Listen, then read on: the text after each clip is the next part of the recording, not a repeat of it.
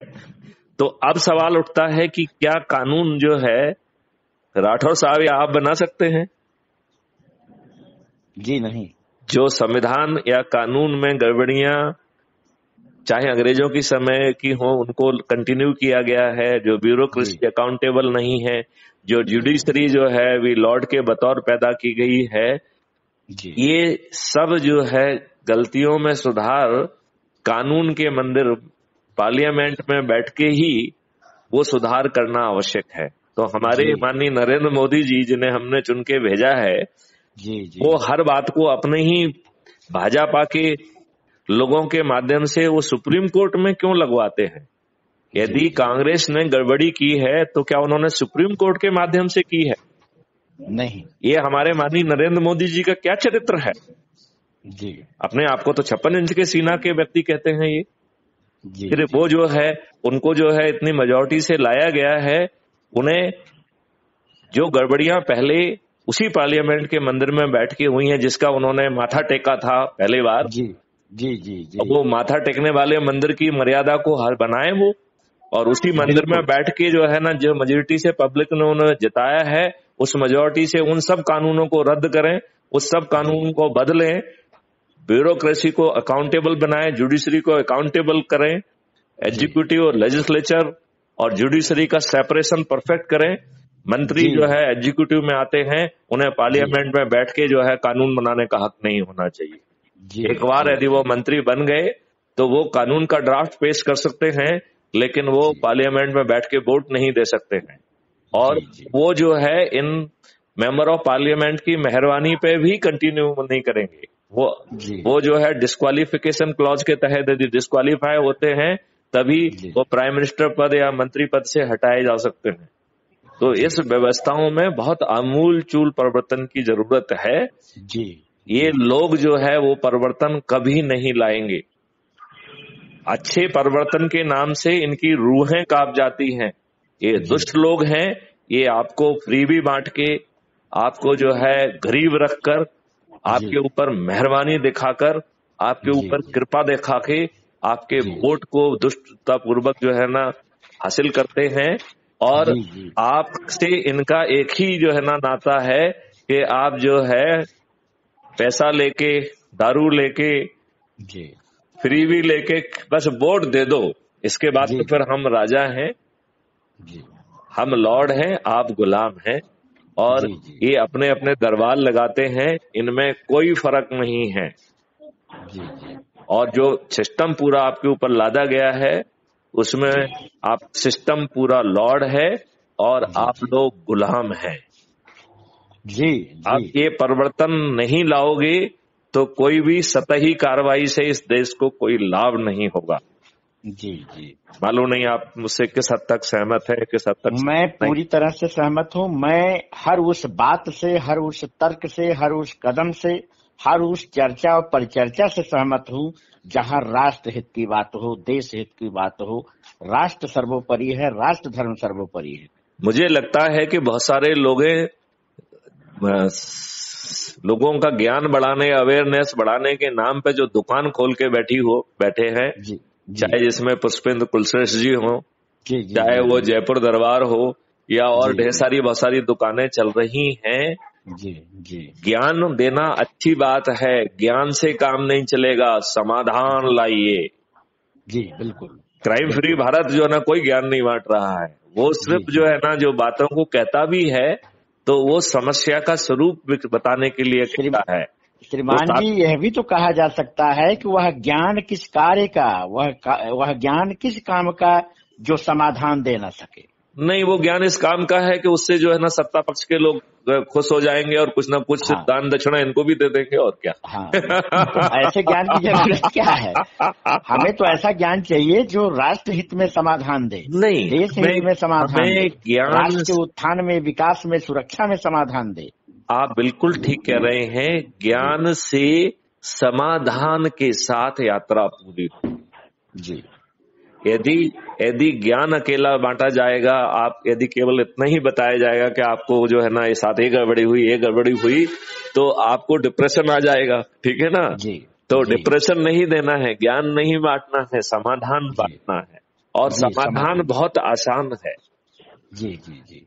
आप हमारे ढेर सारे वीडियो देखिए, हम तो कह रहे हैं कि जो है पार्टी विहीन जो है प्रजातंत्र होना चाहिए। हमारे पास ऐसा फार्मूला है कि आज से बेहतर इलेक्शन होंगे, और जी जी। जहां पर कि चुनाव के दौरान खर्च करना एक संज्ञेय अपराध होगा, उसे जेल में डाल दिया जाएगा यदि वो हाँ, खर्च करेगा तो। दल विहीन लोकतंत्र की स्थापना। और टैक्स फ्री होगा और डेवलपमेंट के लिए 4 गुना ज्यादा पैसा आएगा। जी जी। तो मुझे लगता है कि ये दुष्टापूर्ण लोग हैं, सभी लोग सत्ता में काबिज रहना चाहते हैं, पार्टियों में कोई फर्क नहीं है। 56 इंच के सीना वाले माननीय नरेंद्र मोदी जी से बहुत अपेक्षाएं थी, लेकिन मालूम नहीं वो अपनी इतना कायरतापूर्ण कार्रवाई क्यों कर रहे हैं। वो क्यों हर चीज उच्चतम न्यायालय के जो है ना कंधे से चलाना चाहते हैं। वो क्यों इतने दुर्बल और निर्बल चरित्र के व्यक्ति अपने आप को स्थापित कर रहे हैं, जबकि हर कोई जानता है कि वो एक अच्छे व्यक्ति हैं, उन्हें खोने के लिए कुछ नहीं है। उन्होंने अपना परिवार से लेकर हर चीज लगभग त्यागी जैसी है, फिर वो इतने डरे हुए प्राणी क्यों हैं। हर चीज में सुप्रीम कोर्ट को क्यों लाना चाहते हैं। यदि पार्लियामेंट में बैठ के गड़बड़ियां की गई हैं किसी हमारे ही चुने हुए व्यक्ति के द्वारा, तो अब आपको चुन के भेजा है। आप जो है 365 दिन पार्लियामेंट लगाइए और सभी गड़बड़ियों को आने वाले 1 साल से 1.5 साल में ही दूर कीजिए। जी, पार्लियामेंट में संसद तो सर्वोच्च माना गया है। हम ये कह रहे हैं कि पार्लियामेंट को आप 365 दिन चलाइए और 75 साल की जितनी भी गड़बड़ियां हैं उन्हें 1 साल में ठीक करिए। बिल्कुल बिल्कुल। हम अपने संविधान में जो गड़बड़ियां हैं उनको ठीक करें, अंग्रेजों से अडॉप्ट किए कानून हैं उनमें गड़बड़ियां जो है उनको ठीक करें, जो कानून हमने जो है ना गड़बड़ियां पैदा की हैं उसे ठीक करें, ब्यूरोक्रेसी को अकाउंटेबल बनाएं, जुडिशरी को भी अकाउंटेबल बनाएं। लॉर्ड कोई नहीं होना चाहिए, बिल्कुल ना मंत्री, ना संतरी, ना ब्यूरोक्रेसी, ना जुडिशरी।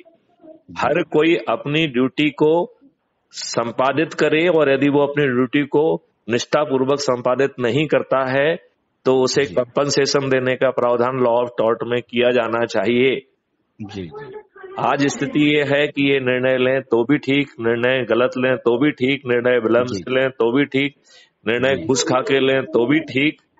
जी जी। आप सिर्फ झेलने के लिए बने हुए हैं। इनके गलत और दुष्टापूर्ण निर्णय को लेकर आप कोर्ट कचहरी में आपकी जो है चप्पलें घिस जाएंगी, लेकिन आपको न्याय मिलते न्याय मिलेगा ही नहीं। आपको तो नहीं मिलेगा, आपके आगे जनरेशन वालों को मिलेगा कि वो जरूरी नहीं है। हाँ, यदि आप जो है ना कोई टेररिस्ट वरिस्ट होंगे तो जरूर 5 बजे तक कोर्ट खुल के खुल जाएगा, आधी रात को कोर्ट खुल जाएगा, सुनवाई हो जाएगी, 5 बजे सुबह तक कोर्ट चलेगी फिर तो। जी जी जी। लेकिन उसके लिए आपको जो है आतंकवादी देशद्रोही होना बहुत जरूरी है। आदरणीय, आपसे मेरा एक निवेदन है, और हम चाहेंगे कि मेरा निवेदन, मुझे भरोसा है, विश्वास है कि आप स्वीकार करेंगे। बताइए। हम चाहते हैं कि राष्ट्रीय प्रवासी मंच का आप राष्ट्रीय संरक्षक का पद स्वीकार करें। हम आपको मैं इसे सहर्ष स्वीकार करता हूँ जी। मैं इसे सहर्ष स्वीकार करता हूँ। और मैं ये मुझे जरूरत है, तलाश बहुत लंबे समय से थी। हाँ। और जब मंशा साफ है, विचार साफ है, उद्देश्य साफ है, लक्ष्य साफ है, सारी चीजें, तो प्रभु ने आपसे मुलाकात भी करवाई, बात भी करवाई। तो हम चाहते हैं कि राष्ट्रीय प्रवासी मंच के राष्ट्रीय संरक्षक के रूप में आप पदभार ग्रहण करें, और राष्ट्रीय प्रवासी मंच का, राष्ट्रीय प्रवासी मंच परिवार का, सभी पदाधिकारियों का, हम सभी का आप मार्गदर्शन करें। मैं इस अपनी सहर्ष सहमति देता हूं, और मैं आपको विश्वास दिलाता हूं जी, अपनी इस क्षमता से को पूरा इस्तेमाल करते हुए मुझसे जो कुछ भी बन पड़ेगा मैं जरूर करूंगा। और मुझे ये लगता है कि ये सब काम तो कॉस्मिक शक्तियां करा रही हैं, तो आने वाले 2 साल में ही इस देश का भविष्य तो बदलने वाला है। बिल्कुल बिल्कुल। चाहे माननीय नरेंद्र मोदी जी करें, नहीं तो फिर कोई दूसरा करेगा, कोई तो करेगा ही। कोई करेगा। लेकिन यदि ये नहीं करेंगे तो ये विलुप्त भी होंगे, नेस्तनाबूद। बिल्कुल बिल्कुल। जिस उम्मीद से जनता ने वहां पे भेजा है, अगर उस उम्मीद पर नहीं खरे उतरेंगे तो जनता कोई दूसरा विकल्प देखेगी। नहीं, लेकिन अभी भी उम्मीद है कि जिस उम्मीद से लोगों ने भेजा है। नहीं, लेकिन ये बताइए ना, आपने जो है डीमोनेटाइजेशन किया, जब सभी लोगों के अकाउंट खुल गए थे तो एक साथ सभी पैसा जो है ना अकाउंट में जमा होना चाहिए, आप एक्सचेंज का फंडा क्यों लेके आए? जी जी आपको क्या फायदा हुआ? जी जी आपने जो है इंडिविजुअल डोनेशन के जो है ना बॉन्ड क्यों लेके आए, वो भी एनोनिमस? जी आपने 1,78,000 करोड़ जो है इंडस्ट्रियलिस्ट का नॉन प्रॉफिट परफॉर्मेंस के नाम पे आपने माफ कर दिया। क्यों माफ कर दिया? क्यों माफ कर दिया? जी आप जो है ना उनकी संपत्ति से जो है ना वो करिए, जहां पैसा ट्रांसफर हुआ वहां पे करिए। जी और जो है कुछ अच्छे काम भी किए हैं, जैसे अभी इस बजट में उन्होंने डिजिटल करेंसी की बात की है। मैं इस संवाद के जरिए मैं माननीय नरेंद्र मोदी जी से प्रार्थना करता हूं कि वो 2 साल के अंदर एक तिथि घोषित करें कि इस तिथि तक जो है ना पेपर करेंसी डीमोनेटाइज कर दी जाएगी, केवल डिजिटल करेंसी होगी। यदि डिजिटल करेंसी होगी तो ना तो ब्लैक मनी होगी, ना कोई पैसा जो है ना कहीं किसी के गर्त में छिपा रहेगा, ना जो है वो हवाला के थ्रू जाएगा, ना वो एनजीओ के पास टुकड़े टुकड़े गैंग जैसे एनजीओ के पास पहुंचेगा, ना वो ड्रगिस्ट के पास पहुंचेगा, ना वो टेररिस्ट के पास पहुंचेगा, ना वो उसके तरफ पहुंचेगा। और हम कर मुक्त इकोनॉमी करके ट्रांजैक्शन फीस का प्रावधान करें। ट्रांजैक्शन फीस जो है ना एक दिन में 100 लोगों के 50 लोगों के हाथ जो है ना ट्रांसफर होती है। यदि हर व्यक्ति से हम 2% या 5% लेंगे तो वो इस टैक्सेशन से 4 गुना ज्यादा पैसा होगा। और क्राइम फ्री भारत में तो हम कह रहे हैं कि हर अपराध जो कि अपराध या गेन की नियत से किया जाता है उसको कंपाउंडिंग करके 5 या 10 टाइम्स जो है उसमें पेनल्टी कर दी जाए, और आधा पैसा जो व्यक्ति उसमें सूचना देता है, जो व्यक्ति एविडेंस देता है, उसे आधा पैसा बांट दिया जाए। सरकार के पास आज जो पैसा आ रहा है उससे 1000 गुना ज्यादा पैसा आ जाएगा और रूल ऑफ लॉ एस्टैब्लिश हो जाएगा। बिल्कुल, कानून का राज, कानून का शासन। लेकिन कानून का राज स्थापित करना इस अपराधी तंत्र का तो जो है ध्येय ही नहीं है। जहां 42% मेंबर ऑफ पार्लियामेंट अपराधी हो, जहां 29% मेंबर ऑफ पार्लियामेंट जघन्य अपराधों के अपराधी हों, ऐसा क्या जो है ना इनमें लगा हुआ है कि यदि ये जो है हमें प्रतिनिधित्व नहीं दे पाएंगे तो इस देश डूब जाएगा क्या? क्या चरित्र है इनका? क्या शिक्षा है इनकी? क्या सोच है इनका? नहीं, ये हमारे प्रतिनिधि होना ही क्यों चाहिए? बिल्कुल नहीं होना चाहिए, बिल्कुल नहीं होना चाहिए। तो फिर जब सुप्रीम कोर्ट ने कहा है तो माननीय नरेंद्र मोदी जी कोई अपराधी चुनाव नहीं लड़ सकता है, ये नियम क्यों नहीं बना देते हैं? जी, बनाना चाहिए। मैंने कहा ना कि बहुत इस सिस्टम में इतना दोष है। नहीं, लेकिन वो दोष है तो आप जो है बाहर जाके भाषण देने की बजाय 365 दिन पार्लियामेंट चलाइए। बिल्कुल। और उसमें बहस करिए।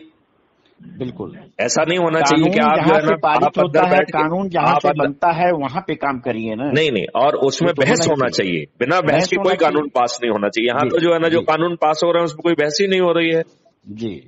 तो सब कुछ गड़बड़ हो रहा है और कोई आवाज उठाने के लिए तैयार नहीं है। सभी लोग किसी न किसी पार्टी का जो है ना पट्टा लगा के घूम रहे हैं। ये बड़ी ही लज्जा और शर्म की विषय बात है इस देश के लिए। आओ हम सब मिलके जो है ना इस व्यवस्था को बदलें। और आपने जो मुझे सम्मान दिया है राष्ट्रीय संरक्षक का, मैं उसके लिए आपका आभारी हूँ। मैं अपनी शहर से स्वीकृति भी देता हूँ और मैं आप लोगों से जुड़ के जितना भी मुझसे बन सकेगा वो मैं पूरी श्रद्धा और शक्ति से करूंगा। और मुझे विश्वास है कि आने वाले समय में भारत निश्चित रूप से जी श्रीमान जी। एक बार अपना नाम आप फिर से बताइए जिससे मैं सेव कर लूं। जी, मेरा नाम है आचार्य बीसी भिखारी चरवाहा। अच्छा, ये आपका नाम थोड़ा सा अजीब सा क्यों है? आचार्य बीसी भिखारी चरवाहा, राष्ट्रीय प्रभारी एवं प्रदेश अध्यक्ष राष्ट्रीय प्रवासी मंच उत्तर प्रदेश प्रयागराज से बोल रहा हूँ। नहीं, वो मैं समझ गया हूँ। आपका सरनेम में भिखारी और चरवाहा 2 वर्ड है, ये क्या चक्कर है?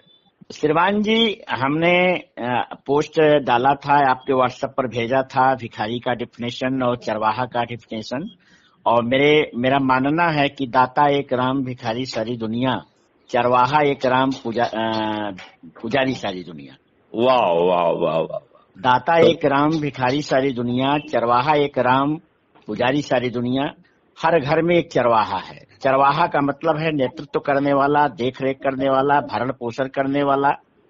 वाह वाह वाह। तो सबके चरवाहा भगवान राम है, पूरे विश्व के चरवाहा भगवान राम है। बाकी हर घर में एक गार्जियन के तौर पर चरवाहा का मतलब है लीडर या नायक, है ना? जी जी जी, रास्ता को दिखाने वाला, नेतृत्व। जी जी जी जी, हाँ, मार्गदर्शन करने वाला, देख रेख करने वाला, भरण पोषण करने वाला, नेतृत्व करने वाला ही चरवाहा है। तो भिखारी चरवाहा जी, मैं आपको जोर से जो है ना सैल्यूट करता हूँ। और जी। मुझे विश्वास है कि हम सब लोग की सामूहिक शक्ति से और मुझे भी आप पे बहुत ही गर्व है कि आप जैसे पूर्व डीजीपी श्रीमान मैथिली शरण गुप्त जी से वार्तालाप करके बहुत गर्व महसूस हो रहा है। और राष्ट्रीय प्रवासी मंच राष्ट्रीय संरक्षक के रूप में आपको पाकर के गौरवान्वित महसूस करेगा, और हम भी गौरवान्वित महसूस कर रहे हैं। और मैं आपका भी और कृष्णवीर राठौर जी का बहुत ही मैं आभारी हूँ। और राठौर जी, आप भी कुछ 2 लाइन कह दीजिए, क्योंकि ये रिकॉर्ड जो है ना क्राइम फ्री भारत में चलेगा। अच्छा जी जी जी जी जी। पहले तो मैं आपको दोनों जो हमारे महानुभाव बंधुवर हैं उनको नमन प्रणाम। और आपके वार्तालाप को सुनते सुनते इतना मैं ध्यान मग्न हो गया, और जो कूट कूट करके मेरे अंदर भरा हुआ है वही आपके प्रवचन हो रहे हैं जी। तो मैं श्रोता बनना पसंद किया, और उससे मैंने बहुत कुछ पाया है, और मैं गदगद हूँ। और जो हमारा लक्ष्य है, जो हम जिस लक्ष्य पे पहुंचना चाहते हैं, सत्य की राह, सनातनी मंजिल और उज्जवल भविष्य, लक्ष्य प्राप्ति, वो ये रास्ता बिल्कुल साफ नजर आ रहा है, और मैं पूरी तरह से सहमत हूँ। और ये मैंने आचार्य जी को ये कहा था कि आप जो है ये नम्र निवेदन करना कि वो हमारे जो हमारा परिवार है, हमारा संगठन है, इसका दिशा निर्देशन एक संरक्षक के रूप में करें। Thank you thank you. मैं एक बार पुनः जो है भिखारी चरवाहा जी ने जो और आप दोनों ने जो मुझे जिम्मेवारी देने की बात कही है, उसे मैं सहर्ष स्वीकार करता हूं। और एक बार पुनः मैं इस संकल्प को दोहराना चाहता हूं कि हम लोग मिलके अपने भारतवर्ष में वो सब अनुकूल परिवर्तन ला पाएंगे जो टेक्नोलॉजी के माध्यम से, जो कानून में बदलाव के माध्यम से, जो व्यवस्था में बदलाव के माध्यम से संभव है। और मेरा ये मानना है कि भारत तो कुछ वर्षों में ही पुनः सोने की चिड़िया हो जाएगा। और हमें ये चीज ध्यान रखना है कि सोने की चिड़िया बनने के पहले हमें वो सामर्थ्य जो है ना जरूर रखना चाहिए, जिससे आताताई, मुट्ठी भर आताताई आकर आपके ऊपर जो है अत्याचार करके चले जाए, ऐसी हिम्मत ना तो देश के अंदर किसी की होना चाहिए, ना ही किसी विदेशी शक्ति की होना चाहिए। जी जी जी श्रीमान जी, है ना? मेरे ख्याल से मेरे भावों से आप सहमत होंगे। जी बिल्कुल 100%। चलिए तो इस वार्तालाप को यहाँ विराम दें अपन। जय श्री राम महोदय। जय श्री राम, जय हिंद, जय भारत, वंदे मातरम। वंदे मातरम, वंदे मातरम। एक अनुरोध मेरा है कि आप अपना फोटो जो है वो जो आपका स्टेटस पे लगा हुआ है जी, वो और जो है ना कि एक आधार कार्ड दोनों तरफ का आईडी जी महोदय। जी मेरे ख्याल से मेरे आधार कार्ड की जरूरत नहीं होना चाहिए। नहीं है महोदय, क्योंकि राष्ट्रीय प्रवासी मंच जिसे भी पदाधिकारी नियुक्त करता है जी, उसे नियुक्ति पत्र भी प्रदान करता है जी। तो नियुक्ति पत्र प्रदान करने के लिए आपका फोटो मांगा जा रहा है, जो आपने डीपी पे लगाया है जी, ताकि नियुक्ति पत्र देते समय हम अपने आप को गौरवान्वित महसूस करें। और आधार कार्ड जो है एज एड्रेस प्रूफ के रूप में, तो प्लीज अपना आधार कार्ड और एक फोटो हमारे व्हाट्सएप पर आप सेंड कर देंगे। 1-2 दिन में मैं आपके व्हाट्सएप पर आपका नियुक्ति पत्र प्रेषित कर दूंगा। चलिए, ये नियुक्ति पत्र और बाकी चीजों से ज्यादा महत्वपूर्ण होता है कि आपने मुझे सम्मान दिया मैंने उसे जी सहर्ष स्वीकार किया और हम लोगों ने जी एक संयुक्त संकल्प किया कि जी हमें इस देश में वो सब अनुकूल परिवर्तन लाना है जी जो इस देश के राजनेता और शक्तियां यदि नहीं भी चाहेंगी तो जी। वो परिवर्तन हम जमीन पर उतारने में कामयाब होंगे। श्रीमान जी, आप जैसे धीर वीर गंभीर व्यक्ति की और व्यक्तित्व की इस देश को, इस राष्ट्र को सख्त जरूरत है। चलिए, मैं आपका आभारी हूँ आपके इन भावों के लिए और जी पुनः जो है ना इस वार्तालाप को यहीं विराम देते हैं। जी जी जय जी। श्री राम, जय हिंद, जय श्री जय भारत, वंदे मातरम। वंदे मातरम।